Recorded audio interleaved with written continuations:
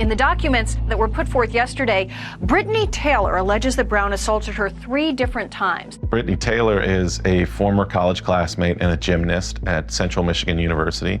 They become Bible study partners together during their athletic careers. Britney transfers to LSU. Antonio Brown goes on to the NFL and becomes an all-pro superstar wide receiver.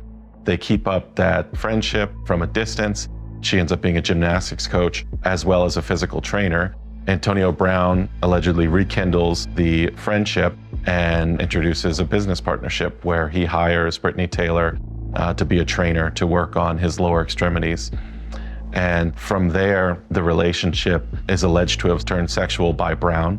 She accuses Antonio Brown of masturbating and ejaculating on her back while she was not paying attention, and then later of sexual assault, of rape. The 2018 incident, as alleged, the most serious. Forcible rape, refusal to stop, even though she was screaming and yelling for him to stop. That is the accusation. And obviously, any time that a player of Antonio Brown's caliber is mentioned in a lawsuit, it's gonna get attention. Brown denies the allegations, posting this video on social media. The devil gonna try to bring you down when you get closer to your goals. Antonio's relationship with Britney Taylor is complicated because it starts out as a business relationship, and throughout, Britney Taylor and her mother are seeking forms of investment in the business. Another factor is that in the first instance, when he was alleged to have ejaculated on her back, after he apologizes, she comes back and returns to his employ. Days later, Sports Illustrated reported that it had been in contact with another woman. This young woman talks to us and she tells us that Antonio Brown essentially crossed that employer-employee barrier and made it sexual, allegedly. Antonio Brown offers to hire this young woman to paint a mural of him in his own home. The woman agrees, and very quickly things go off the rails. She spends the first day painting this mural without incident. She comes back the second day. She's on her knees painting Antonio Brown on the wall and turns around and Antonio Brown is standing behind her naked with just a hand towel over his penis. And when she ignored him and turned him down, she was fired. She chose to be anonymous in our story. We protected her anonymity out of fear of retaliation, and that fear ended up being validated. After our story published, which came on the heels of the sexual assault lawsuit against Antonio Brown allegedly added her to a group text with him and several of his associates, including his personal lawyer, took screenshots of her Instagram page and shared photos of her kids with this group of people, accused her of being broke and seeking money and being a bad mother. And she ended up taking screenshots, taking it to her lawyer. Her lawyer brought it to the NFL. Of course, we reached out to Antonio to try to get his side of the story. Antonio's response, though, when I texted him to try to get comment was, "Out of here, clown." We wrote a follow-up story at Sports Illustrated on this apparent attempt at intimidation. And for the Patriots, that was the last straw. All right, the New England Patriots have just released Antonio Brown following sexual assault accusations against him. You know, at that point, he was such a distraction and just such a mess.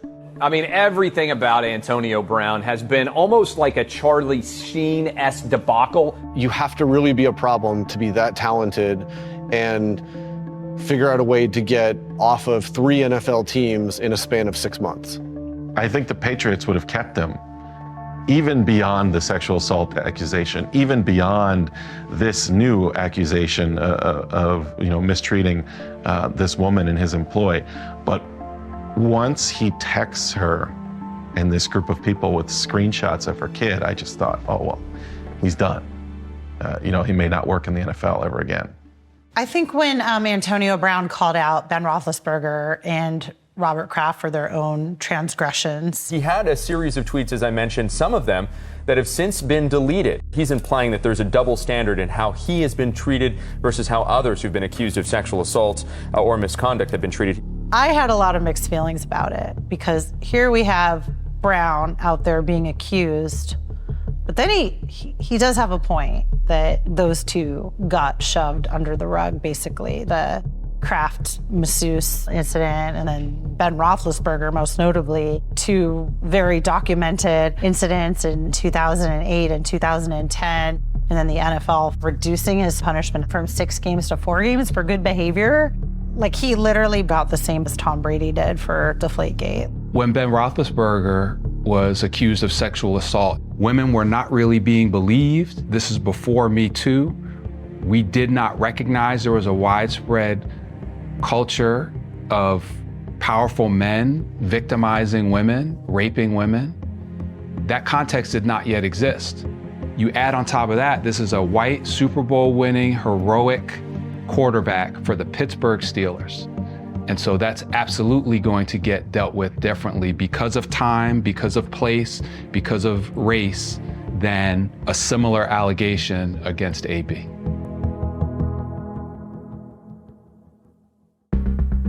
Without the game of football that had grounded him for years, Antonio's life was now in complete disarray. She's here to take the kids to school, not no vehicle. This bitch is broke. She don't drive Bentleys. Chelsea Kyrus is the mother of 4 of Antonio Brown's children. Look at her. She's a lost cause. Look at her. Now, when you're released by the Patriots, that gives you a lot of time in your day to be doing things that you probably shouldn't be doing. We've seen celebrity meltdowns before. I think Antonio Brown is unique in that he filmed it all himself. She evicted. She shouldn't be here.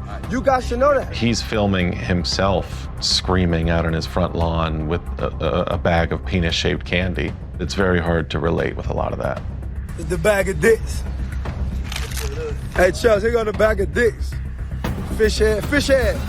It was bad. I mean, the way he was speaking to the mother of his child, like just the whole thing, the filming of it. The 20 years of stuff that escalated with Tony was different. When AB wasn't playing football, he was having a hard time, and a lot of stuff started bubbling up. Clearly, it was building over time, and everything started to just avalanche on top of him.